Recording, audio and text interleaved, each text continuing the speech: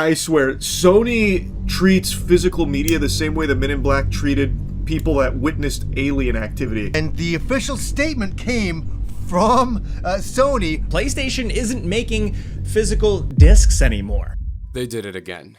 So, it's July 2026, and the executives at Sony finally decided to take the mask off, throw it in a shredder, and set the shredder on fire. A few days ago, Sony dropped a corporate strategy update that essentially said, and I'm paraphrasing here, "Hey babe, remember physical media? That tactile piece of plastic you used to buy, trade, display on your shelf, and occasionally hide from your destructive younger sibling? Yeah, we're killing it. Sorry." Starting January 2028, all PlayStation games will be digital only. No disc drives, no physical retail edition. The console of the future is a smooth, monolithic slab of plastic completely devoid of slots, trays, or any mechanism that acknowledges a real, tangible, physical universe. Now, if you're a traditionalist, or perhaps someone who just enjoys the quaint mid-2000 ritual of going to a physical store to buy a wrapped gift for a loved one, Sony has offered a generous compromise. You can still go to a brick-and-mortar retailer and buy a physical box. Look at it. A beautiful palette slip of paper with a 12-digit download code printed on it. It's the gaming equivalent of unwrapping an email. And the internet, behaving in its trademark nuance and emotional restraint, completely lost its goddamn mind. The announcement racked up over 155 million views on X in less than a week. It eclipsed the announcement metrics of GTA 6. It was so culturally catastrophic that even corporate brand accounts, you know, the ones run by a 20-something-year-old who's contractually obligated to tweet at you like you're sassy GDF, joined in to dunk on them. KFC Spain literally tweeted that they were transitioning to digital-only chicken, served exclusively on a non-fungible PNG through their mobile app. When fast food conglomerates are mocking your multi-billion-dollar ecosystem for lack of substance, you know you officially fucked up. But why does it feel so uniquely offensive? Is this just millennial nostalgia? Are we just a generation of hoarders clinging to a piece of plastic because they remind us of a time when our rent didn't consume 60% of our income? Or when our backs didn't hurt? Well, yes. I mean, my lumbar spine is currently held together by spite and iced coffee, but also no. Because deep down, we all know exactly what all digital really means. We know it's a trap. When a platform eliminates physical media, it's not just streamlining efficiency. They're executing a flawless corporate coup against the concept of a secondary market. Think about it. If there are no discs, there's no GameStop. There's no eBay market. There's no borrowing a copy of a game from your friend down the street. Sony becomes the uncontested dictator of their storefront pricing. And the worst part, we sort of gave it to them. And we did it because we were lazy. Convenience. Convenience is the ultimate Trojan horse of the 21st century. In 2013, when digital storefronts started taking off, nobody put a gun into our head. We just looked at the disk drive across the room and thought, do I have to stand up like an animal in the gear of our Lord 2013? Absolutely not. We gladly traded our immutable property rights so we don't have to put on pants and go to freaking Target. We laughed at the people with overflowing CD binders. We cheered at the frictionless cloud-based utopia where every game, album, or song was just one click away. We didn't realize by removing that friction that we were also removing the brakes. We financed the construction of our very own digital toll booths, and now we're acting shocked that the tolls are going up. If Sony decides that a 6-year-old game is still worth $70, $70 it is. If they decide to charge you an archival fee to re-download a game you already bought 5 years ago, what are you going to do about it? Put a disc in? You don't got one of those. Alright, let us pause our righteous indignation and take a look at some exciting legal literature. So when you click on the big friendly blue button on the PlayStation Store that says buy, you are participating in a linguistic lie. You're not buying a game. You are purchasing a conditional, revocable, non-transferable license to temporarily stream or download data onto your hard drive. What you're really buying is the permission to play. And something funny about permission? It can be revoked. To understand how deranged this is, we'd have to talk about the first sale doctrine. For over 100 years, copyright law contained a foundational, sacred compromise. The creator of a piece of media gets to control the initial sale. But once that physical copy is purchased by a customer, the creator's right over that physical copy are extinguished. If you bought a physical book in 1995, Penguin Publishing couldn't tell you what to do with it. You could sell it to a used bookstore. You could lend it to your mom. Because why? You owned it. But digital licenses were explicitly engineered by corporate lawyers to bypass exactly this doctrine.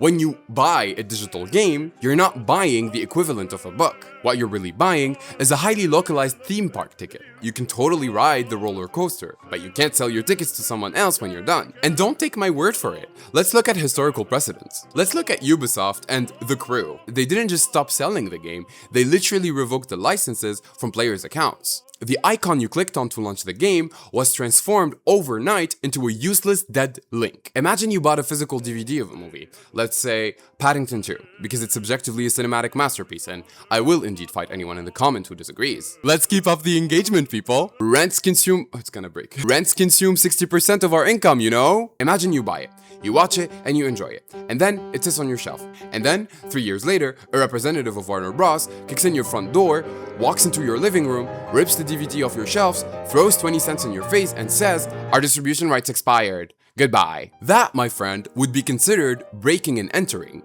It would be a crime. You would call the police. But when it happens behind the veil of digital storefront, and when it's buried in a 40-page end user license agreement that you clicked agree on just so you can play Call of Duty with your friends, it's just called the evolution of the ecosystem. They realized they couldn't stop us from reselling our physical property, so they simply stopped selling us physical property. And what's actually terrifying is that the video game industry is just the testing ground. Now, if you're not a gamer, you might be sitting in your mid-century couch thinking, well, who cares? It's just video games. Let the stinky nerds fight over digital toys while I live my real, tangible life in the real, tangible world. Let them eat RAM chips. You think you're safe? You think your walls protect you from your digital rent collectors? The video game industry is merely a laboratory. It's a corporate petri dish. It's a highly controlled testing grounds where Silicon Valley experiments with how much indignity, how much gaslighting, and how much economic disenfranchisement consumers are willing to take. Once they prove that people will happily spend $70 on an ephemeral permission slip they don't own,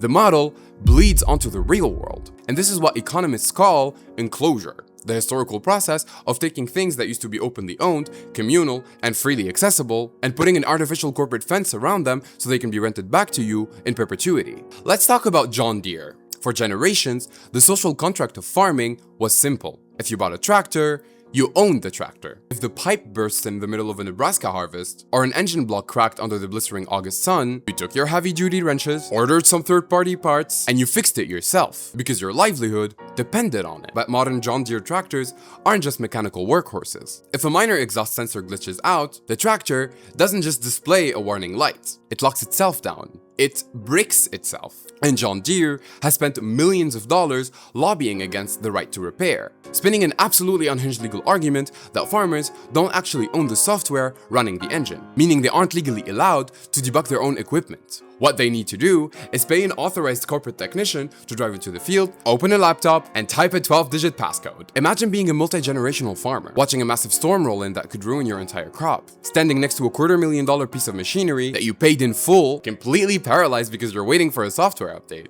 This is a hostage situation. Or let's look at the legendary corporate experiment of BMW. A few years ago, BMW executives looked at their product lineup and decided to introduce a monthly subscription model for heated seats in certain countries. $18 a month. You have to pause and appreciate the sheer engineering absurdity of this transaction. The physical heating coils are already installed in the car when it rolls off the assembly line. The copper wires are there. The relays are there. The leather is there. Your butt physically resting on the hardware. You've already paid the manufacturing weight, the shipping, and the raw materials of those heating components when you bought the vehicle. But unless a cloud server 3,000 miles away receives a successful automated credit card transaction every 30 days, a digital gatekeeper stays closed, and your cheeks stays cold. And now, the good news here, the tiny ray of sunshine in our late capitalist dystopia, is that the public's reaction to this was an absolute, unmitigated wall of collective revulsion. In late 2023, after surfing an apocalyptic wave of consumer backlash and abysmal user acceptance rates, BMW officially threw the towel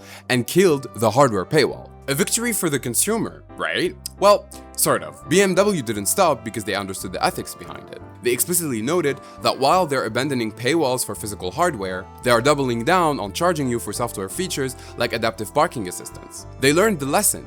Don't hide the wall in the seat cushion, hide it in the code. Because when you hide the wall in the code, you can do something far worse than just turn off the heat. You can delete the object entirely. Which brings us to the terminal endpoint of this corporate ideology, the artificial brick. Let's take for example the tragic case of the Spotify car thing. Introduced in 2022, this was a charming $90 physical hardware device designed to let people with older cars easily control their music without fumbling with their phones while driving. It had a gorgeous, tactile physical knob, and people loved it. But in May 2024, Spotify sent out an email that read like a hostage note. The announcement is that as of December 9th, 2024, the car thing will be completely discontinued. They didn't just mean they will stop updating the software, it meant that they're actively pushing a server-side software update to render the physical hardware completely non-operational. Think about the mechanics of this. The car thing didn't have a malfunctioning screen. Its physical dial worked perfectly. It connected to your phone via standard Bluetooth. There is no absolute engineering reason it couldn't function as a basic media controller for the next 20 years. But Spotify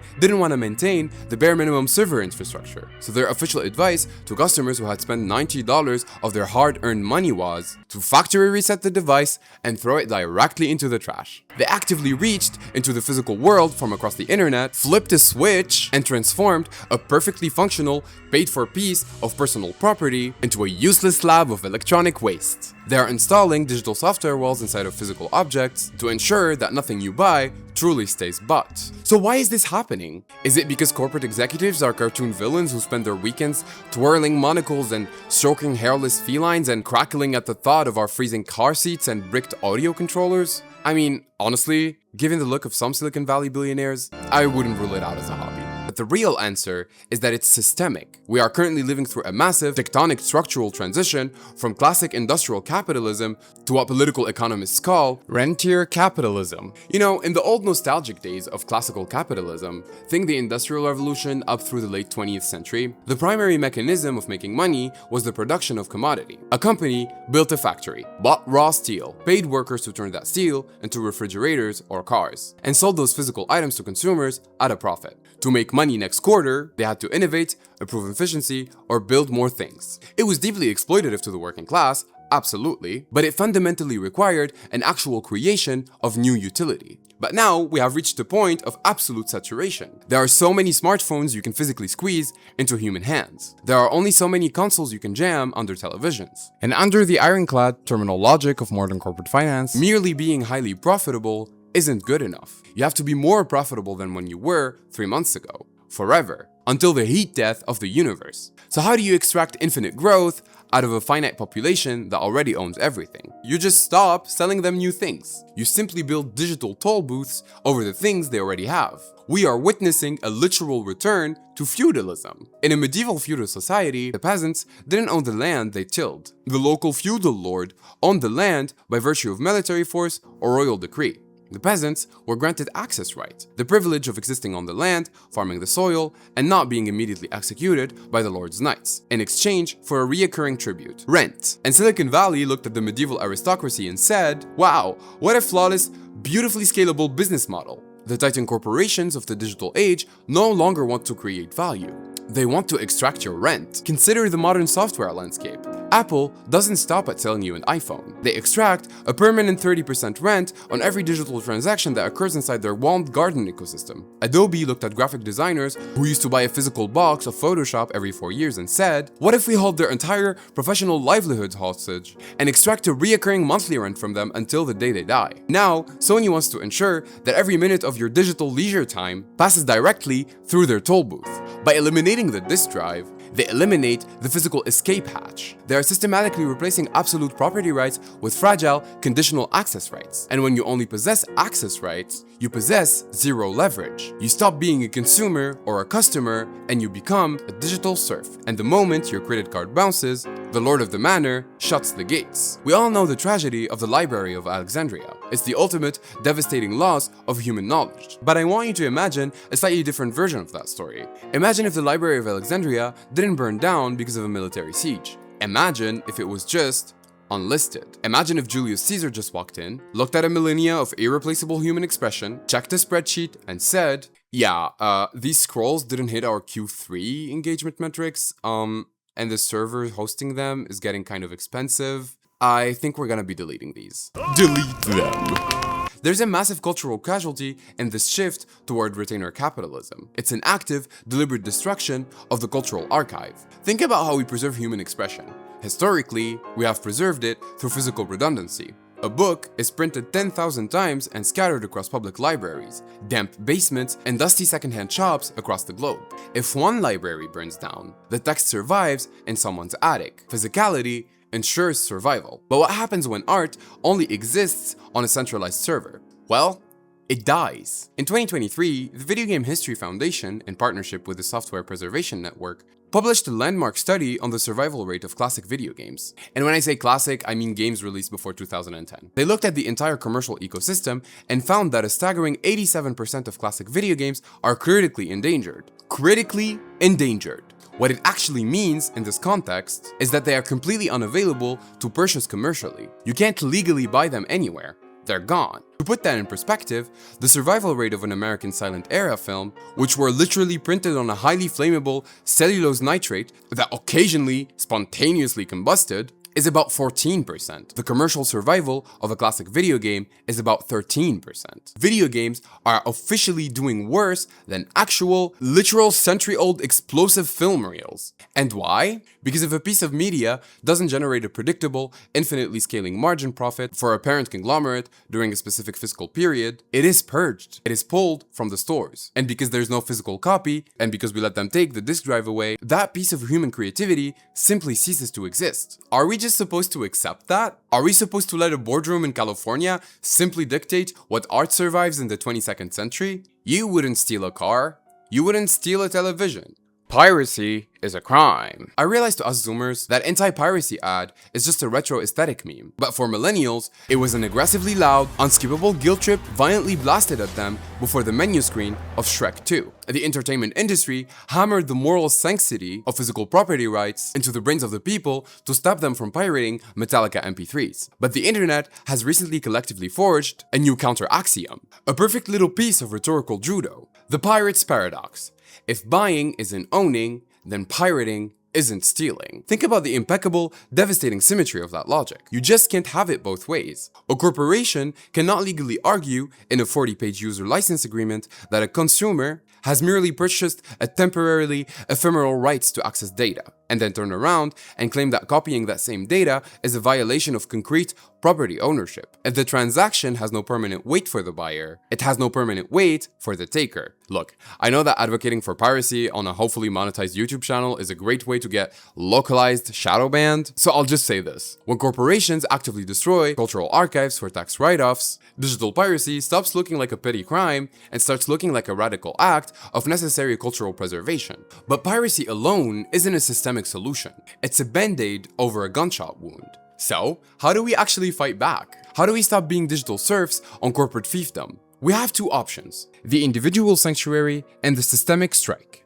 Let's start with the sanctuary. Step 1. Reclaim the physical. Start buying physical media again. Go to thrift stores, garage sales, and independent record stores. Keep those physical console disc drives alive as long as you possibly can. Step 2. The enclosure break. Use open source software like MakeMKV to extract the raw video data from your disks. Use Calibre to strip away the digital rights management encryptions, DRM, that allows platforms to lock you out of the books you paid for. Step 3. Build your personal media cloud. Take an old computer, load it with hard drives, and install open source media server softwares like Jellyfin or Plex. Look at that beautiful little box. No corporate executive can log into my server and delete my favorite movie. No licensing agreement can expire and render my music collection completely unplayable. It is completely decoupled from the internet toll booth. Okay, but there's a flaw with that digital prepper fantasy. It requires privilege. Building a localized media server requires capital to buy hard drives. It requires a technical literacy to be able to manage a DRM stripping software. It requires immense amounts of free time. This DIY sanctuary is a highly individualized solution for the tech savvy. And a functioning society cannot rely on IT nerds hoarding terabytes of data in their closets to preserve human history.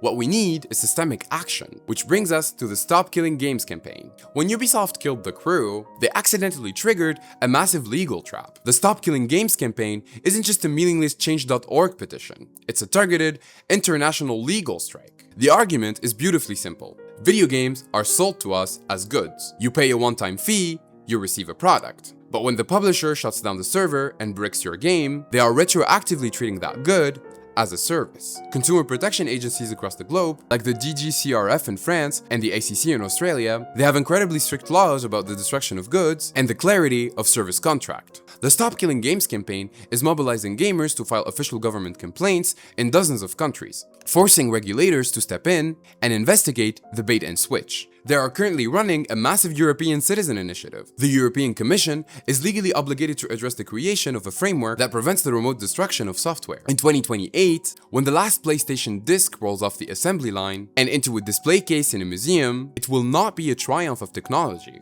It will be the final nail in the coffin of consumer autonomy, unless we actively refuse to step into the coffin. They told us that the digital future would be a utopia of digital convenience, but they forgot to mention that in their utopia, you own nothing, you control nothing, and you will pay $70 just to keep the lights on in a room you don't even own.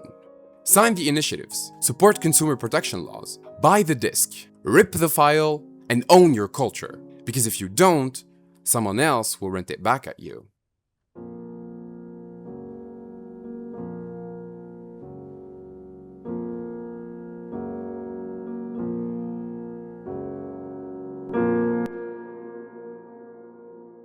Raw dogging the recording of like an entire video is beyond exhausting. Alright, anyways, hi, the essay is over. I know I just spent like however minutes it is delivering a highly theoretical Marxist critique of digital rent seeking and the commodification of your art. So naturally, it is now my time to look at the camera and ask you for rent. Please subscribe. Oh yeah, and the last video hit 10,000 views? What? That is insane, you guys. Thank you so much. It was such a pleasant surprise to see so many people resonate with what I had to say. Completely terrifying. And so for the new people who subscribed, hello, welcome. Take care of yourself, buy physical, and I will see you in the next one. Goodbye. Not the wink. All right, go away.